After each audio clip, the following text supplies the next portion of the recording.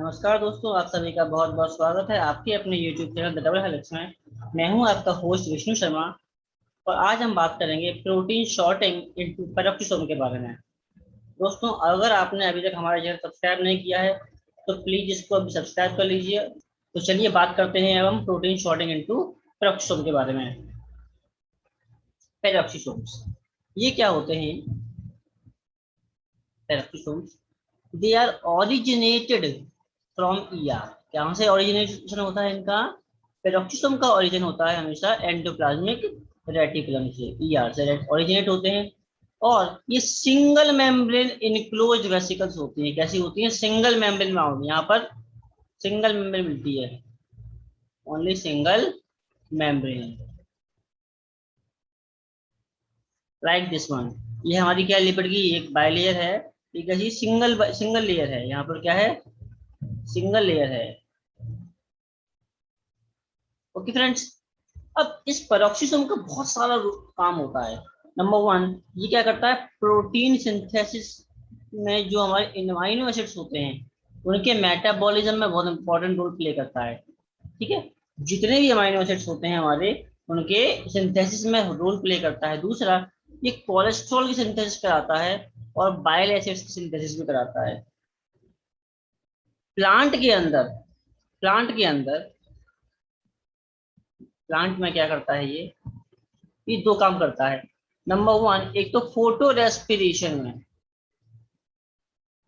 Photo respiration, या जिसे हम बोलते हैं C2 साइकिल। ठीक है, C2 साइकिल में इसका बहुत ही इंपॉर्टेंट रोल प्ले करता है ये। और साथ ही सीड जर्मिनेशन में,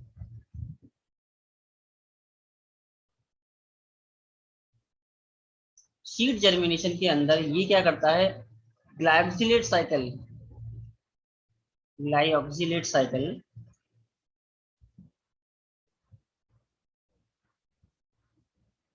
ग्लाइकोसिलेट साइकिल के अंदर बहुत ही इंपॉर्टेंट रोल प्ले करता है।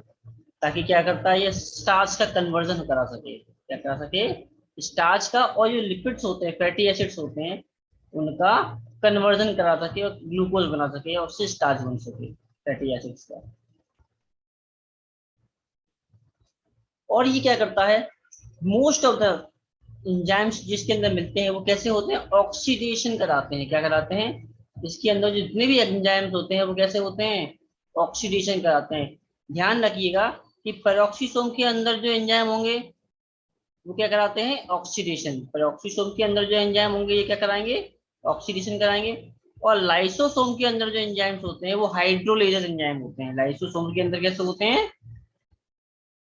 हाइड्रोलेज एंजाइम होते हैं।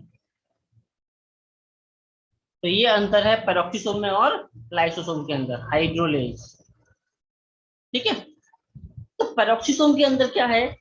डिटॉक्सिफिकेशन रिएक्शंस होती हैं। क्या होती हैं? Detoxification reaction. डिटॉक्सिफिकेशन रिएक्शन में क्या होगा कि मान लीजिए कोई हमारा मॉलिक्यूल है, ये RH2, ये क्या करेगा? ये उसका क्या होगा? ऑक्सीडेशन होगा। तो ये हमारा क्या बनेगा? H2O2 बनेगा। क्या बनेगा? H2O2 plus R। ओके, अब ये H2O2 जो क्या है, हाइड्रोजन पेरोक्साइड, ये बहुत ही ज्यादा क्या करता है? लीथल है सेल के मेटाबॉलिक एक्टिविटीज के लिए। ठीक है, तो इसका क्या करना चाहिए हमको?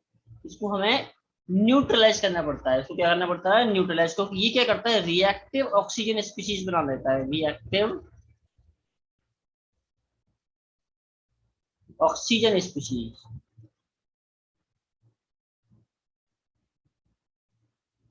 अब इन रिएक्टिव ऑक्सीजन स्पीशीज को न्यूट्रलाइज करने के लिए हमारे पास क्या है? एक एंजाइम है जिसका नाम है कैटालेज। ओके फ्रेंड्स, ये कैटालेज क्या करेगा? इस H2O2 को ब्रेक डाउन कर देगा। H2O एंड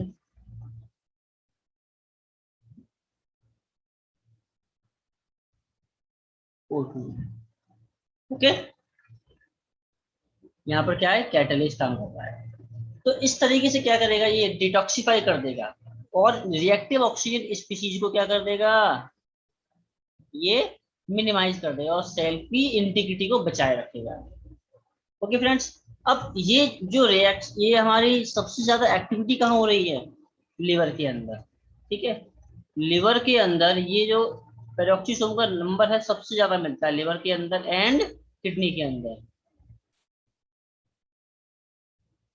लिवर और किडनी के अंदर बहुत ज्यादा मिलता है क्योंकि यहाँ पर सबसे ज्यादा क्या होता है, डिटॉक्सिफिकेशन होता है। लिवर क्या है करता है हमारा, डिटॉक्सिफिकेशन करता है ना। तो इसी वजह से लिवर के अंदर क्या होगा, सबसे इसका जो लिवर की जो हेपेटोसाइट्स होंगी इनका 1 से लेके 2% तक जो मास होता है वो कौन बनाता है, पेरोक्सीसोम बनाता है। क्या बनाता है, पेरोक्सीसोम। ओके, क्योंकि लिवर के अंदर ही कैटलेज भी मिल रहा है और यूरिएट ऑक्सीडेज भी मिल रहा है। ठीक है, तो ये दो एंजाइम मिल रहे हैं इसमें, number 1 catalase and number second urate oxidase. अब इस पेरोक्सीसोम के पास सिंगल लेयर है, माइटोकॉन्ड्रिया और क्लोरोप्लास्ट का डबल लेयर नहीं है।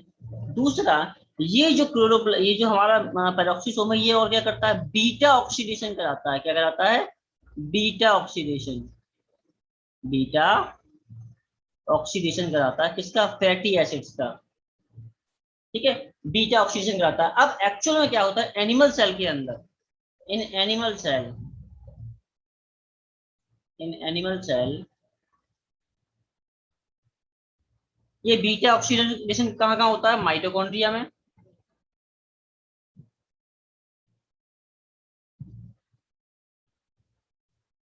एंड पेरोक्सीसोम में, दोनों में होता है।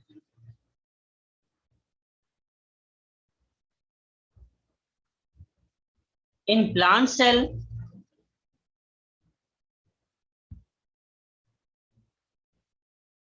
Only in peroxisome.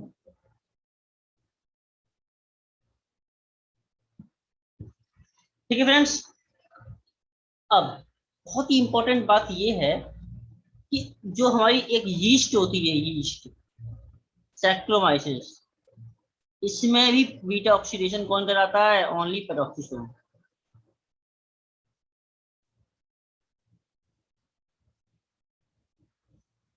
ठीक है फ्रेंड्स, अब यहाँ पर साफ साफ लिखा हुआ है कि enzymes involve in variety of oxidative reactions. तो जितने भी एंजाइम्स हैं वो क्या करेंगे, ऑक्सीडेटिव रिएक्शन करेंगे। पेरोक्सीसोम की जो प्रोटीन्स होती हैं इनको हम बोलते हैं पेरोक्सिन्स। ठीक है, इन सबको क्या बोलते हैं, पेरोक्सिन्स बोलते हैं। ओके फ्रेंड्स,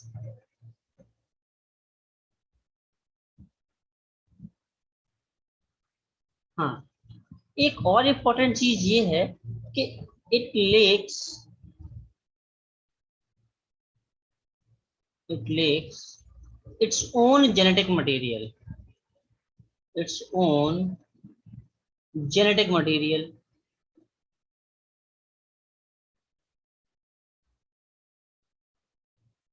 तो इसके पास कोई भी जेनेटिक मटेरियल नहीं होता है।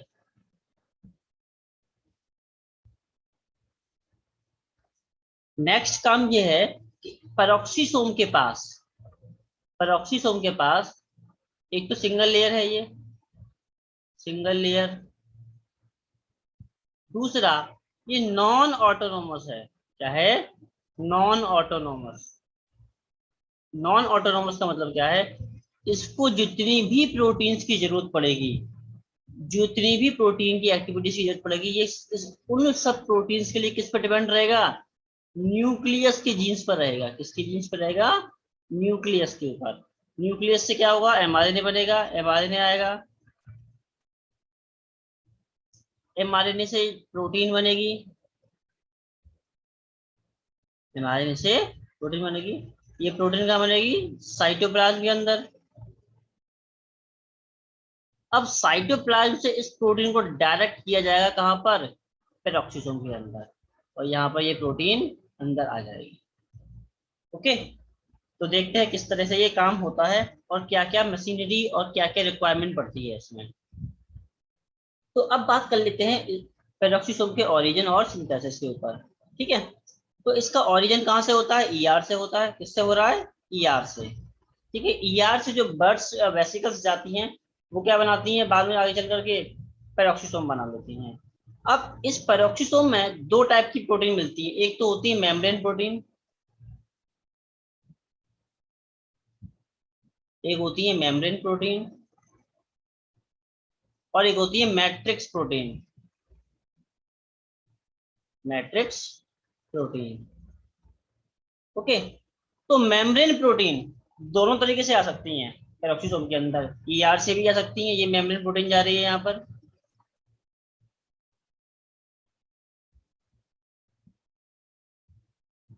और साइटोप्लाज्म से भी। साइटोप्लाज्म से भी। ठीक है, साइटोप्लाज्म से भी क्या हो सकती है? जो मेम्ब्रेन प्रोटीन डायरेक्टली जा सकती है। साइटोप्लाज्म में कहाँ से आएगी? जो साइटोप्लाज्म में फ्री राइबोसोम्स होते हैं वो क्या करेंगे? एमआरएनए की एमआरएनए का को क्या करेंगे? ट्रांसलेट करेंगे और क्या बनाएंगे? प्रोटीन बनाएंगे। अब ये प्रोटीन मेम्ब्रेन के अंदर जा सकती है। ठीक है। और जितनी मैट्रिक्स प्रोटीन होती हैं वो कहाँ आती हैं? साइटोप्लाज्म से। उनका जो ट्रांसलेशन होता है वो कहाँ होता है? साइटोप्लाज्म के अंदर। ओके, साइटोप्लाज्म के अंदर।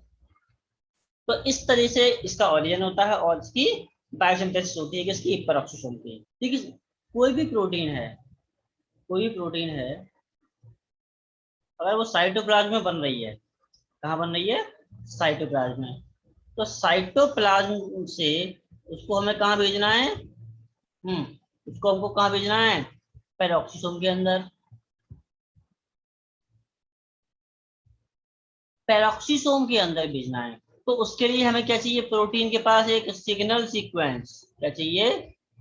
सिग्नल सीक्वेंस होना चाहिए। इस सिग्नल सीक्वेंस या टैग को हम बोलते हैं क्या? पीटीएस। क्या बोलते हैं? PTS. Peroxisomal peroxisomal transport signal. क्या बोलते हैं इसको? Peroxisomal transport signal. यहाँ लिख देता हूं, पेरोक्सिसोमल ट्रांसपोर्ट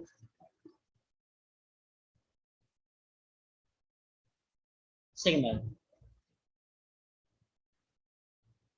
दोस्तों कोई भी प्रोटीन हो, उसका अमाइनो एसिड सीक्वेंस ये डिसाइड करता है कि वो उसका क्या होगा। यानी कि प्रोटीन अपना भाग्य खुद लिखती है, किसके थ्रू? अपने अमाइनो एसिड सीक्वेंस के थ्रू। तो कोई भी प्रोटीन हो, उसके दो पार्ट होते हैं, दो टर्मिनस होते हैं, आई मीन टू से किसी भी प्रोटीन के क्या होते हैं? दो टर्मिनस होते हैं।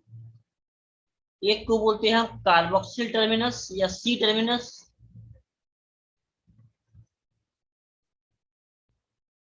और एक को बोलते हैं हम अमाइनो अमाइनो टर्मिनस या एन टर्मिनस। तो वो प्रोटीन जिनको पेरोक्सिसोम में भेजना होता है, कहाँ पर? पेरोक्सिसोम में जिन प्रोटीन को भेजना होता है, उन प्रोटीन के अगर सी टर्मिनस पर कोई सीक्वेंस मिलता है तो वो कौन सा होता है? पीटीएस 1। क्या? पीटीएस 1। और एन टर्मिनस पर जो सीक्वेंस मिलता है टैग का या सिग्नल सीक्वेंस का, उसे बोलते हैं पीटीएस 2। इस पीटीएस 1 को रिकॉग्नाइज करता है एक प्रोटीन जिसे बोलते हैं पैक्स 5, और इसको रिकॉग्नाइज करती है एक प्रोटीन जिसे बोलते हैं पैक्स 7।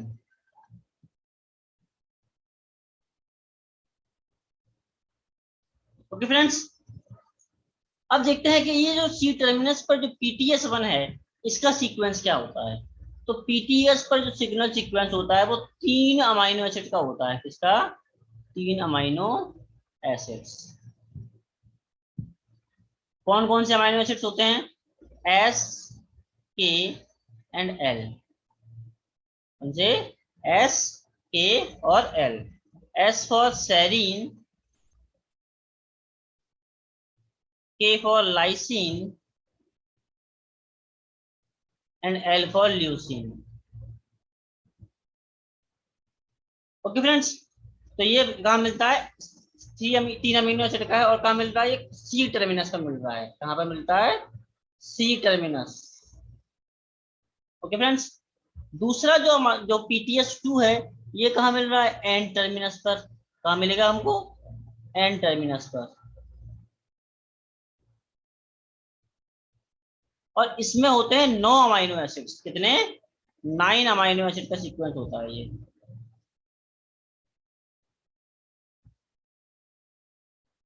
ओके। देखिए कोई भी सिग्नल सीक्वेंस हो, वो कैसा होना चाहिए, एक तो एसेसिबल होना चाहिए। एसेसिबल का मतलब ये है कि कोई अडेप्टर प्रोटीन जो सिग्नल सीक्वेंस को रिकॉग्नाइज कर सके, तो वो उसके लिए क्या होना चाहिए, एसेसिबल होना चाहिए इजीली। अगर वो एसेसिबल नहीं है, तो प्रोटीन कहीं भी ट्रांसपोर्ट नहीं हो पाएगी, चाहे वो माइटोकॉन्ड्रिया हो, चाहे वो क्लोरोप्लास्ट हो, चाहे वो न्यूक्लियस हो, चाहे वो हमारा पेरोक्सिसोम हो। Okay friends. तो जितने भी टाइप के सिग्नल सीक्वेंस होते हैं, उन सारे के सारे कैसे होने चाहिए, इजीली एसेसिबल होने चाहिए। उनके कार्गो जो लेके जा रहा है, उसको अडेप्टर जो होगा, उसके लिए। तो देखते हैं ये PTS2 में जो 9 अमाइनो एसिड्स होते हैं, वो कौन कौन से होते हैं। ओके। तो पहला जो अमाइनो एसिड होगा वो क्या होगा, आर्जिनिन। दूसरा हो सकता है ल्यूसिन, या फिर हो सकता है आइसोल्यूसिन। ओके। या फिर हो सकता है वैलिन, या फिर हो सकता है ग्लूटामिन। ओके। तीसरा और चौथा अमाइनो एसिड कोई भी हो सकता है, एक्स का मतलब है एनी अमाइनो एसिड। ओके। पहला, दूसरा, तीसरा, चौथा, पांचवा जो अमाइनो एसिड होगा वो कौन सा हो सकता है, ल्यूसिन, आइसोल्यूसिन, वैलिन, ग्लूटामिन और हिस्टिडीन। इन पांचों अमाइनो एसिड में कोई सा भी हो सकता है। ओके। छठवां जो अमाइनो एसिड होगा वो या तो हो सकता है ल्यूसिन, या फिर सेरीन, या फिर ग्लूटामेट, या फिर एलानिन। ओके। इसके बाद जो सातवां जो अमाइनो एसिड होगा वो कोई भी हो सकता है। आठवां हो सकता है हिस्टिडीन, या फिर ग्लूटामिन। और नौवां हो सकता है ल्यूसिन, या फिर एलानिन। ओके। तो देखते हैं कौन कौन सी प्रोटीन है। इन प्रोटीन्स को हम बोलते हैं क्या, पैरोक्सिन्स। पैरोक्सिन का जो शॉर्ट जो एब्रीविएशन है वो है पैक्स। ठीक है, क्या है, पैक्स लिखते हैं। तो ये है सैक्रोमाइसिस का, और ये है हमारा होमोसेपियंस का, यानी ह्यूमन का। तो देखते हैं यीस्ट में क्या है, और ये ह्यूमन है। ठीक है। तो लगभग लगभग 26 टाइप की अब तक अब देखी जा चुकी हैं। कितनी, 26 टाइप की पैक्स प्रोटीन देखी जा चुकी हैं। और ये सारी की सारी क्या करती हैं, जो साइटोप्लाज्मिक प्रोटीन है उनको पेरोक्सोम में ट्रांसपोर्ट करने का काम करती हैं। ठीक है। तो इनमें कौन कौन सी इंपॉर्टेंट है, सबसे पहला देखते हैं, ये पैक्स 2 इंपॉर्टेंट है, पैक्स 4 इंपॉर्टेंट है, पैक्स 5 इंपॉर्टेंट है, पैक्स 7 इंपॉर्टेंट है, पैक्स 10 इंपॉर्टेंट है, पैक्स 12 इंपॉर्टेंट है, एंड पैक्स 14 इंपॉर्टेंट है। ओके। और एक ये जो पैक्स 22 है, ये भी इंपॉर्टेंट है। ये भी क्या करती है, यूवी प्रोटीन लाइगेज का काम करती है। ठीक है। तो देखते हैं कैसे काम करता है ये। इन सभी प्रोटीन के प्रोसेस और इनके कॉम्प्लेक्स सामने दिए हुए हैं। आप चाहो तो वीडियो पॉज करके इनको देख सकते हैं। ठीक है फ्रेंड्स। तो अब बात करते हैं mechanism of protein sorting into the peroxisome. तो देखिए, मान के चलिए ये हमारी कोई क्या है, प्रोटीन है। ये क्या है, प्रोटीन। इसके पास सी टर्मिनस है, और इसके पास सी टर्मिनस पे क्या है, ये PTS SKL सीक्वेंस। ठीक है। इस SKL सीक्वेंस को रिकॉग्नाइज करता है कौन, पैक्स 5। ये क्या है हमारा, पैक्स 5 है। पैक्स 5 के पास ये क्या है, ये डॉकिंग साइट है, और यहाँ से क्या करेगा, इसको रिकॉग्नाइज करेगा। रिकॉग्नाइज करके ये क्या करेगा, इसको एस्कॉर्ट करेगा कहाँ तक, इसके डॉकिंग रिसेप्टर पर। डॉकिंग रिसेप्टर जो होता है वो बना होता है PACS 13 PEX 14 and PEX 17। Okay, ये क्या है हमारा डॉकिंग रिसेप्टर प्लस इंपोर्ट 4 है। Docking receptor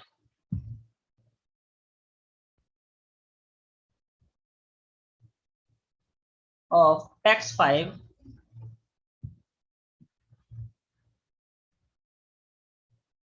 and form import 4। ये क्या बनाता है, इंपोर्ट के लिए 4 बना रहा है, ये जो 4 है ये, ठीक है, एंड इंपोर्ट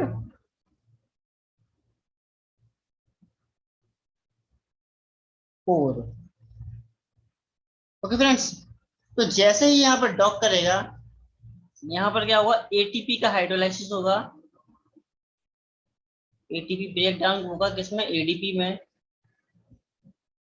प्लस फॉस्फेट में।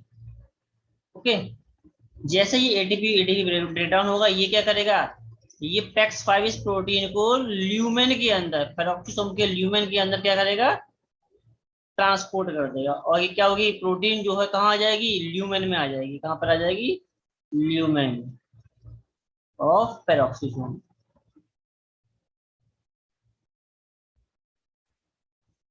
यहाँ एक इंपॉर्टेंट बात यह है कि माइटोकॉन्ड्रिया माइटोकॉन्ड्रिया और एंड क्लोरोप्लास्ट के अंदर क्या होता है, माइटोकॉन्ड्रिया और क्लोरोप्लास्ट के अंदर क्या होता है, जो सिग्नल सीक्वेंस आता है उसको वहां पर बाद में आके क्लीव कर दिया जाता है। बट यहाँ पर होता क्या है, नो क्लीवेज। यहाँ पर कोई भी क्लीवेज नहीं होता है इस सी टर्मिनस पीटीएस 1 का या पीटीएस 2 का, चाहे वो सी टर्मिनस पर हो चाहे वो एन टर्मिनस पर हो, उसका क्लीवेज नहीं होगा। ठीक है, एज इट इज रहेगा वो प्रोटीन के अंदर। ओके फ्रेंड, तो ये यहाँ पर इंपॉर्टेंट और नोट करने की बात है। ठीक है, अब ये जो पैक्स 5 है ये डॉक किया हुआ है। इस पैक्स 5 को क्या करना है, रिसाइकल करना है, ताकि ये क्या करे, बाकी का जो प्रोटीन आ रही है उसको वापस से इंपोर्ट करा सके। नॉर्मली पीटीएस 1 को कौन लेके आ रहा है, पैक्स 5। अगर यहाँ पीटीएस 2 होता तो यहाँ पर क्या होता, पैक्स 7 होता। ठीक है, बाकी सारा मैकेनिज्म एज इट इज रहता। अगर यहाँ पर पीटीएस 2 होता तो ये पैक्स 7 होता, और अगर पीटीएस 1 है तो पैक्स 5 है। ओके, अब ये जो पैक्स 5 है ये ट्रांसपोर्ट होगा यूबिक्विटिन लाइगेज एंजाइम कॉम्प्लेक्स के पास में। इसके पास में ubiquitin ligase enzyme complex, ubiquitin ligase enzyme complex,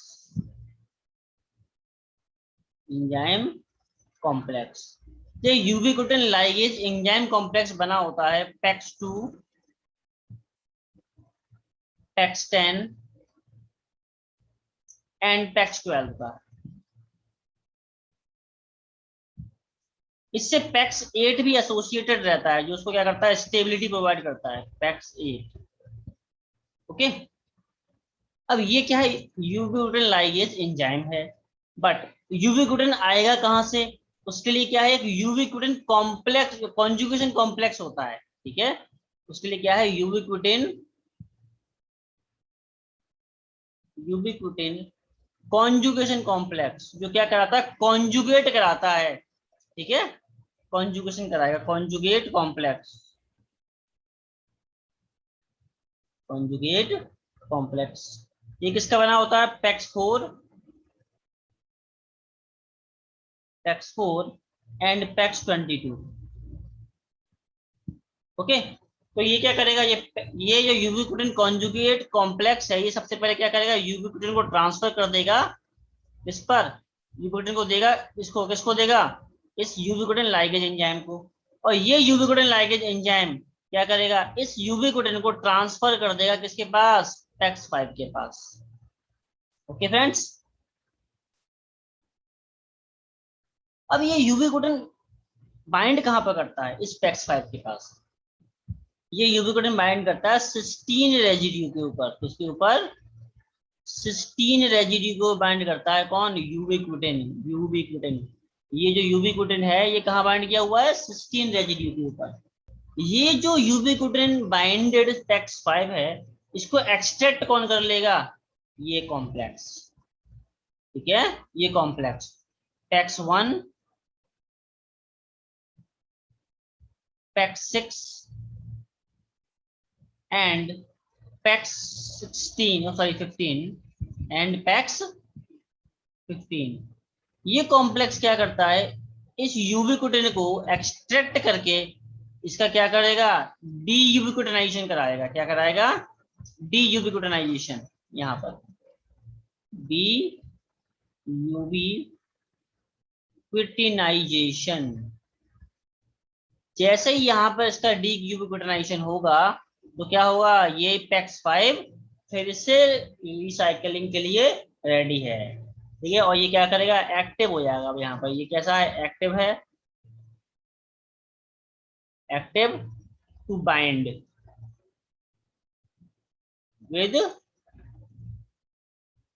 with SKL sequence. Okay friends, तो सबसे पहले देखो यहाँ पर हमारा एटीपी खर्च हो रहा है एक तो। अब इस यूबिक्विटिन को बाइंड कराने के दौरान भी यहाँ पर भी क्या होगा, एक एटीपी खर्च होगा। याद रखिएगा कहाँ कहाँ पर एटीपी खर्च होगा।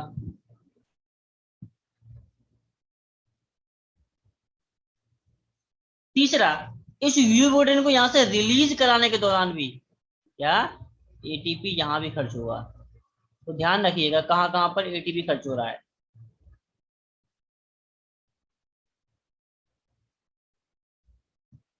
ओके, तो यहाँ तीन जगह पर एटीपी खर्च हो रहा है। नंबर वन, प्रोटीन को इंपोर्ट कराने में। नंबर टू, यूबिक्विटिन को बाइंड कराने में। नंबर थ्री, यूबिक्विटिन को रिलीज कराने में। कहाँ से? PEX5 से।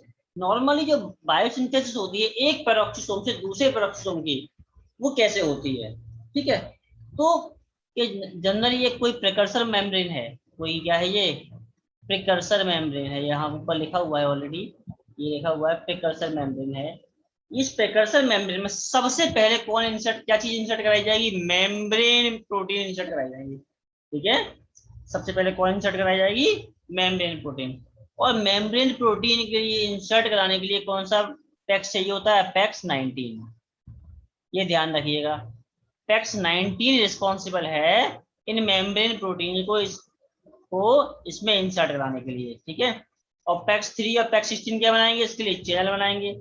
ठीक है, इनकी हेल्प से क्या होगा, इस पेरोक्सिसोम की जो नॉर्मल मेम्ब्रेन है इसमें क्या होगा, ये प्रोटीन इंसर्ट हो जाएगी। ये आ गई PMP, इसे हम बोल सकते हैं PMP। ठीक है, पेरोक्सिसोमल मेम्ब्रेन प्रोटीन। अब एक बार जब इसके अंदर मेम्ब्रेन प्रोटीन इंसर्ट हो गई तो क्या होगा, अब इसके अंदर ल्यूमिनल प्रोटीन को भी हम इंसर्ट करा सकते हैं। ल्यूमिनल प्रोटीन के लिए क्या चाहिए? PTS1 चाहिए। PTS1 कहाँ से को कौन लेके आता है? PEX5 लेके आता है। PTS2 टाइप के, PTS2 के लिए कौन है? PEX7 है। ठीक है, बाकी ये हमारा यूबिक्विटिन लाइगेज कॉम्प्लेक्स हो गया। ठीक है, ये क्या हो गया हमारा? यूबिक्विटिन लाइगेज कॉम्प्लेक्स हो गया। PEX14 क्या कर रहा है हमारा? कोर बना रहा है ना? इम्पोर्ट कोर बनाता है ना PEX14, इम्पोर्ट कोर।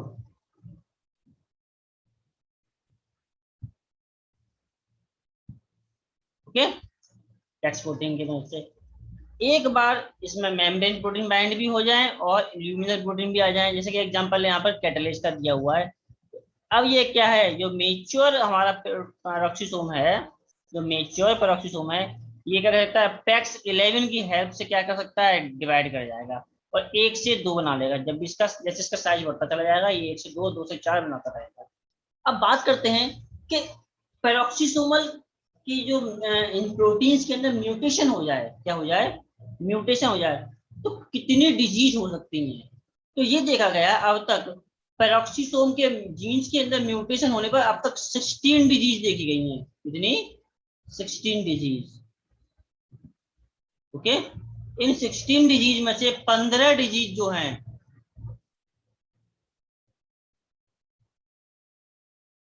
वो कैसी हैं, ऑटोसोमल हैं। कैसी हैं? ऑटोसोमल जीन्स के ऊपर हैं। ठीक है, इसमें बहुत इंपॉर्टेंट है, जैसे कि जो डिजीज है जेलवेगर सिंड्रोम। Okay friends. और जो एक डिजीज है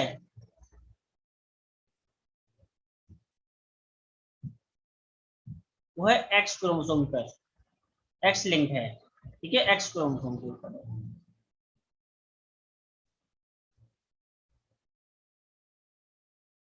इस डिजीज को बोलते हैं हम एड्रीनो ल्यूको डिस्ट्रॉफी। ओके, तो क्या नाम है? Adreno leuco dystrophy. उम्मीद करता हूँ कि आपको आज का हमारा वीडियो पसंद आया होगा। अगर आपको हमारा वीडियो पसंद आया तो प्लीज इसको लाइक कीजिएगा, और अभी तक अगर आपने हमारा चैनल सब्सक्राइब नहीं किया है तो प्लीज इसको सब्सक्राइब कीजिएगा और बेल आइकन को दबाना बिल्कुल ना भूलिएगा। मैं मिलता हूँ आपसे अगले वीडियो में, तब तक के लिए जय हिंद, जय भारत।